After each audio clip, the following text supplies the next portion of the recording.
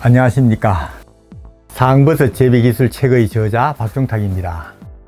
지난 시간에는 효능 좋은 상버섯을 고르는 방법 4가지를 실제 버섯과 재배사에서 자라는 버섯을 보면서 쉽게 설명해 드렸습니다.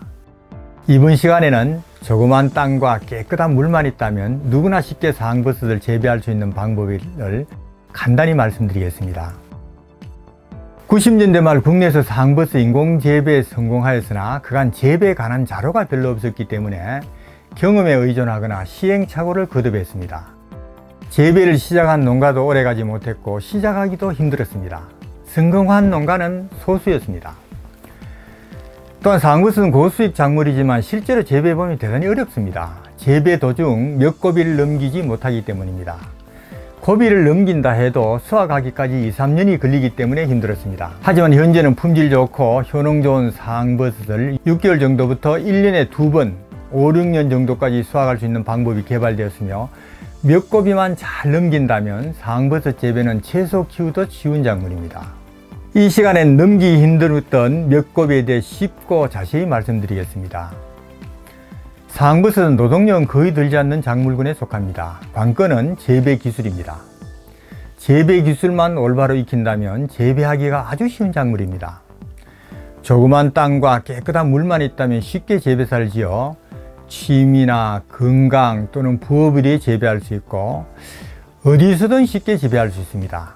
마당의 화단, 텃밭, 논밭, 심지어 산속에서도 재배할 수 있습니다. 또한 집안의 거실에서 화초 키우듯 재배해 볼 수도 있습니다.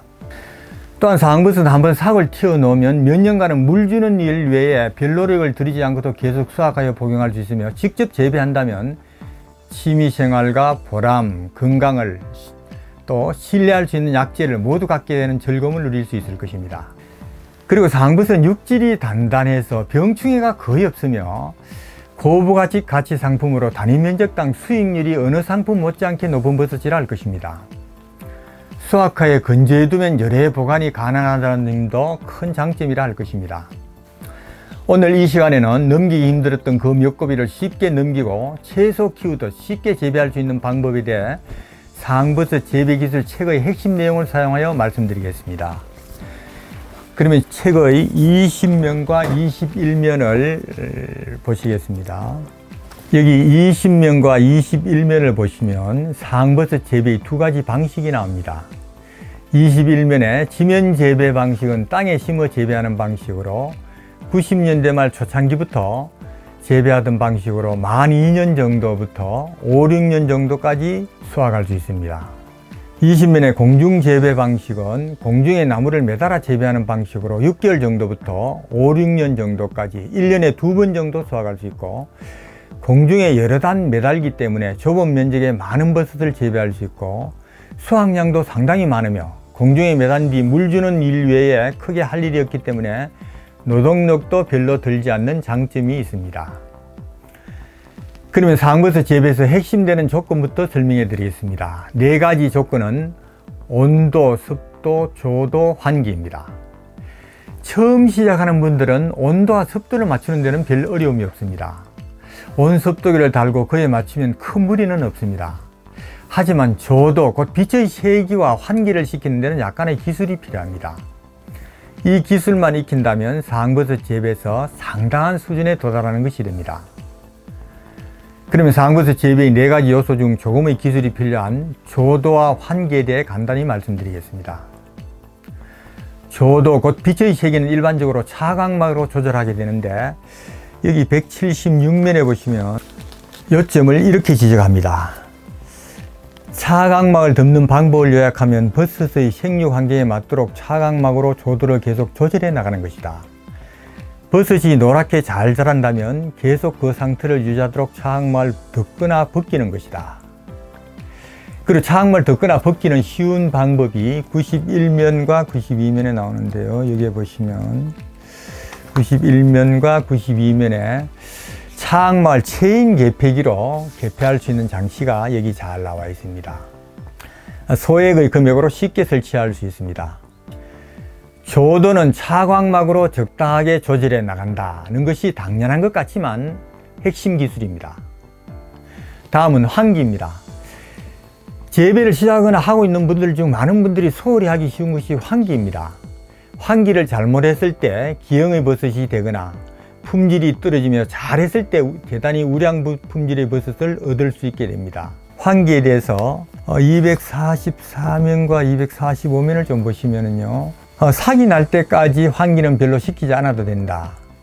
그러나 삭이 나면 서서히 환기를 시킨다. 자라는 정도에 따라서 환기를 더 많이 시켜야 한다. 환기를 시키는 요점은 간단합니다. 온도에 따라, 버섯의 성장 상태에 따라 환기를 적당하게 조절하는 것입니다. 실제적으로 몇 번만 환기를 시켜보면 쉽게 익힐 수 있습니다. 그리고 환기에서 대단히 중요한 점이 여기 91면에서처럼 재배사 천정부로 환기구를 만들어 둘 때 품질 좋은 버섯을 많이 수확할 수 있다는 점입니다.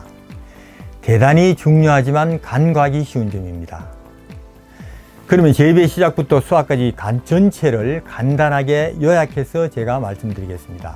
112면과 113면을 보시면 여기 잘 배양된 종목이 나옵니다.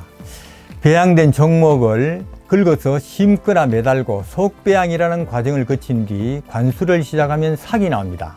삭이 나오면 관수와 환기, 차광을 증가시키고 여름에는 더 증가시키며 가을에는 조금의 환기만 되게 해서 그냥 지내면 됩니다.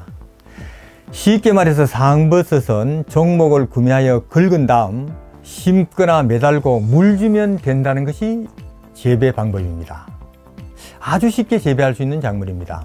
여기 8면과 9면에 포자층이 잘 형성된 공중재배 버섯이 나옵니다. 여러 조건을 잘 맞출 때, 특히 천정부로 관수를 시킬 때 이처럼 포자층이 잘 형성되며 무게가 많이 나가는 버섯이 자라게 됩니다.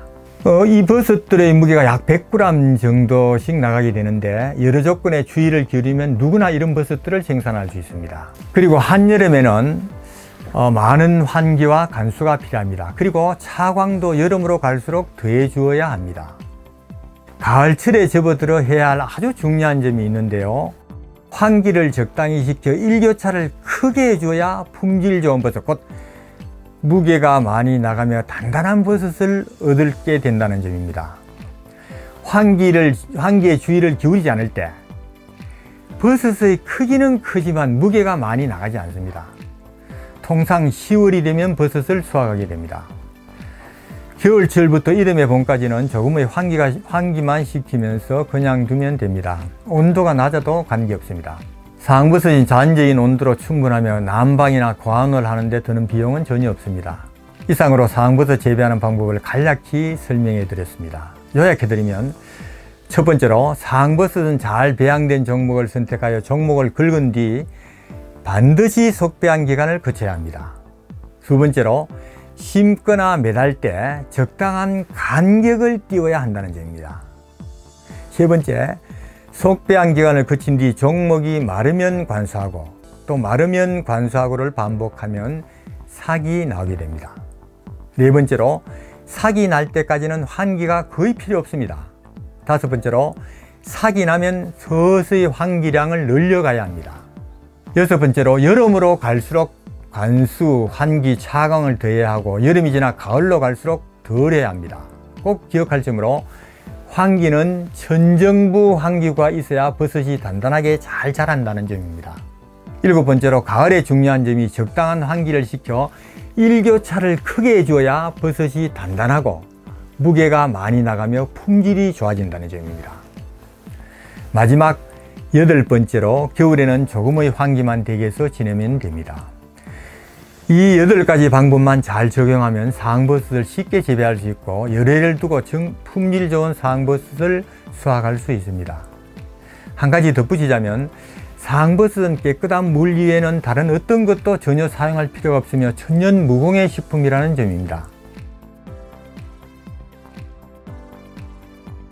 다음 시간에는 오늘 설명한 핵심적인 재배 방법을 직접 농장의 재배사에서 실습하면서 쉽게 재배하는 방법을 말씀드리겠습니다.